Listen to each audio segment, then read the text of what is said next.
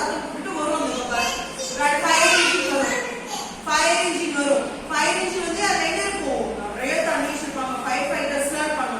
அவங்கெல்லாம் வந்து நெருப்புல யாராச்சும் மாட்டிக்கிட்டா அவங்க ஃபயர் ஃபைட்டர்ஸ்லாம் உள்ள போய் அதை வந்து யாராச்சும் மாட்டிட்டு இருப்பாங்களா, அவங்க வந்து நெருப்பு படாம பத்திரமா பாதுகாப்பா கொண்டு வெளியே விட்டுருவாங்க. இப்ப நெருப்பு பயங்கரமா பிடிச்சிச்சுன்னா ஃபயர் இன்ஜின் இருக்குல்ல, அதுல தண்ணி இருக்கும், அதை வச்சு